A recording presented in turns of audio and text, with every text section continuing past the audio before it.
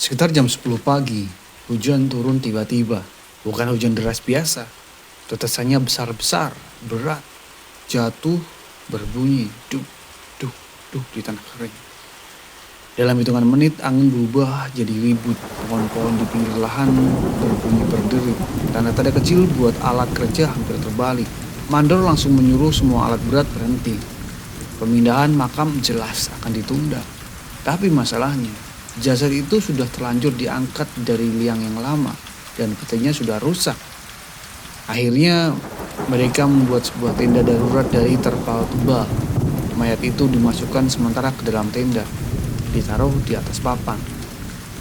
Raka ingat jelas, begitu jasad itu masuk ke tenda, angin mendadak berhenti. Hujan masih turun, tapi sangat sunyi. Sunyi yang bikin telinga berdenging.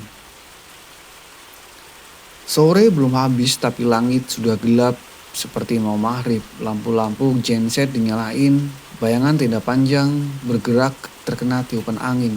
Orang-orang disuruh balik ke barak. Area makam dikasih garis pembatas, tapi tetap ada 2 orang jaga malam. Raka salah satunya. Dia sebenarnya gak pengen jaga, tapi entah kenapa dia juga gak pengen ninggalin tempat itu. Ada perasaan kalau ditinggal sesuatu bakal keluar. Sekitar jam 9 malam, kabut mulai turun dari arah hutan, tipis merayap di tanah. Masuk ke sela-sela kaki. Raka lagi duduk sambil ngerokok waktu dia dengar suara pelan. Raka. Bukan teriak, lebih kayak panggilan orang yang kenal dekat. Dia menengok, namun gak ada siapa-siapa. Temannya Johan mendengar juga, tapi yang Johan dengar berbeda. Noh, tolongin aku. Masing-masing dengar nama sendiri. Masing-masing yakin itu suara orang yang mereka kenal. Johan berdiri duluan, mukanya kosong. Ada yang manggil gue dari hutan, katanya. Kayaknya sih suara pacar gue. Raka langsung pegang lengannya. Lu salah denger, gak ada siapa-siapa. Tapi Johan malah menarik tangan Raka. Lu denger kan, dia butuh pertolongan. Tanpa nunggu jawaban, Johan lari ke arah hutan yang gelap. Belum sempat Raka mengejar, teriakan lain muncul dari arah barak.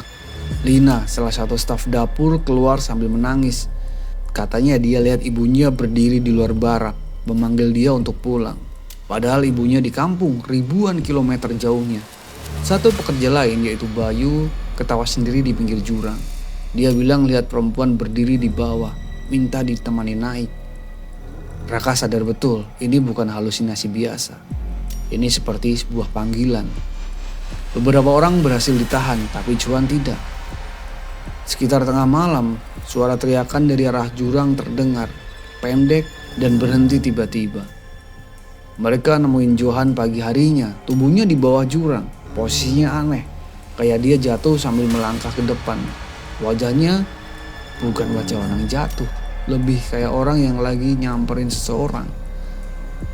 2 orang lain hilang malam itu, dikejar panggilan yang mereka pikir suara orang yang mereka kenal.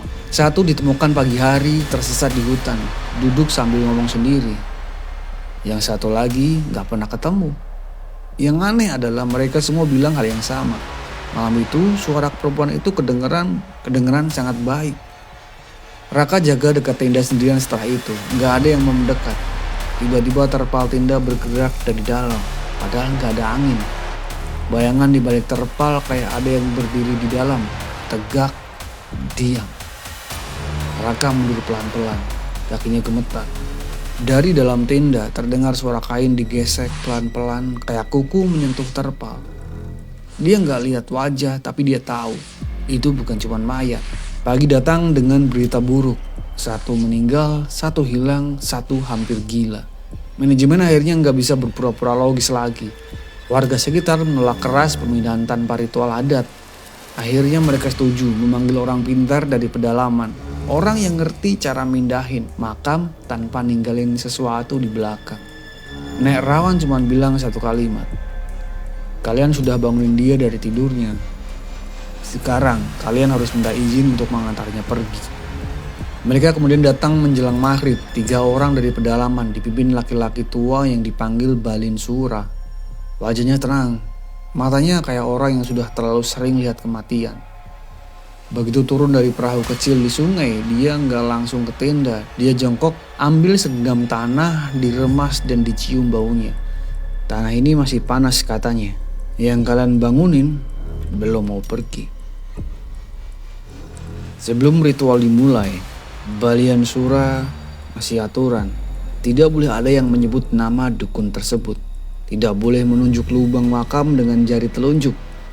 Tidak boleh melangkahi tali penanda lingkaran ritual. Mayat tidak boleh kena cahaya lampu putih secara langsung. Yang paling penting, tanah asal makam harus ditutup saat roh dilepas supaya jalurnya tertutup. Raka merinding mendengar penjelasan terakhir. Kalau nggak ditutup, tanyanya. Balian Sura menatap lubang makam lama. Kalau jalur dibiarkan terbuka, yang pergi bisa pulang lagi. Di sekitar lubang makam mereka memasang lingkaran abu kayu ulin, 4 obor di 4 penjuru, anyaman daun sebagai penutup sementara lubang, air dari sungai hulu, dan kain hitam untuk menutupi jasad. Suasana hutan jadi sangat sunyi. Bahkan serangga seperti berhenti berbunyi dan ritual dimulai. Balian Sura membaca mantra pelan. Bahasanya nggak dimengerti siapapun di situ. Angin berputar kecil di sekitar lubang. Terpal tinda bergoyang pelan. Beberapa orang mulai merasa pusing. Ada yang merasa mual, ada yang menangis tanpa tahu kenapa. Masalahnya datang dari hal sepele. Salah satu staf proyek, Reno, berdiri terlalu dekat. Dia panik melihat jasad di bawah kain bergerak sedikit. Entah karena angin, entah karena hal lain. Refleks Reno menunjuk lubang makam dengan telunjuk sambil berteriak. Itu bergerak. Itu bergerak. Detik itu juga, angin berhenti.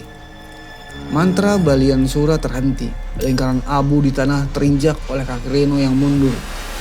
Dan yang paling parah, seorang pekerja lain menyorotkan senter putih langsung ke jasad karena panik. Cahaya putih menyentuh wajah kering itu seolah ada yang terbuka. Balian Sura langsung teriak, menyuruh semua orang mundur, tapi sudah terlambat. Namun ritual tetap dipaksakan selesai. Jasad dipindahkan ke lokasi baru jauh dari desa lama, diantar lewat jalur sungai. Tapi saat kembali ke lubang makam asal, tanah yang dituangkan ke lubang itu tidak pernah mau menutup. Setiap kali ditimbun, tanahnya turun sendiri, seolah ada rongga di bawah yang mengisapnya. Air hujan terkumpul di lubang itu. Dalam semalam, lubang berubah menjadi seperti sumur, namun airnya sangat hitam. Dan Balian Sura melarang keras untuk diminum. Itu bukan air, katanya. Itu ada sisa jalur pulang. Malam itu 2 orang dengar suara perempuan tertawa dari arah lubang. Bukan menakutkan. Tertawanya seperti orang senang karena pulang ke rumah lama. Pekerja lain yang menginjak lingkaran ritual mimpi buruk selama berhari-hari. Dalam mimpinya dia berdiri di tepi lubang. Dan ada tangan dari dalam yang minta ditarik keluar. Namun proyek tetap berlanjut. Lubang itu ditutup pagar sementara. Bertahun-tahun kemudian, daerah itu diratakan. Dibangun jalan antar daerah. Lahan di sekitarnya jadi pemukiman murah. Tapi lubang bekas makam itu nggak pernah bisa ditutup permanen. Setiap ditimbun beberapa bulan kemudian tanahnya amblas lagi. Airnya muncul lagi. Berwarna hitam pekat. Orang-orang menyebutnya sumur mati. Dan siapapun yang berani minum air tersebut bakal sakit lama. Dan mimpi didatangi perempuan yang memanggil pelan-pelan. Malam itu hujan turun tipis-tipis. Lubang bekas makam masih tergenang air. Bukan sumur yang dibuat manusia, lebih mirip luka yang belum sembuh. Balian Sura berdiri di tepi lubang. Obor sudah padam. Orang-orang proyek sudah berkemas pulang. Nggak ada yang mau lama-lama lagi di situ. Raka berdiri di belakangnya. Masih muda, masih percaya semuanya bisa diberesin dengan kerja keras. Ini sudah aman? Tanya Raka. Balian Sura menggeleng pelan-pelan. Yang aman itu bukan tempatnya. Yang aman itu orang-orang yang tahu caranya pergi. Raka menatap air lubang itu. Airnya tenang, memantulkan wajah mereka. Tiba-tiba di pantulan air wajah Raka terlihat seperti tersenyum tipis. Padahal bibir Raka sendiri kaku. Dan dia cepat-cepat mundur. Balian Sura menutup lubang dengan anyaman daun kering. Bukan buat menutup rapat tapi sebagai tanda tempat ini pernah dilanggar. Sebelum pergi, Balian Sura menancapkan tongkat kayu di tanah. Mengikatkan seutas kain hitam yang sudah pudar. Kalau suatu hari kain ini hilang, katanya, berarti jalurnya sudah dipakai lagi. Saat itu Raka ingin bertanya, tapi suaranya tidak pernah mau keluar. Dan akhirnya mereka pergi. Beberapa bulan kemudian bulldozer datang, jalan dibuka, dan tanah diratakan. Namun lubang itu ditimbun berkali-kali dan selalu muncul lagi. Tahun-tahun berlalu, hutan mundur, aspal datang, bangunan tumbuh. Sebuah sumur dibuat untuk menyamarkan bekas makam yang tak pernah bisa ditutup rapat.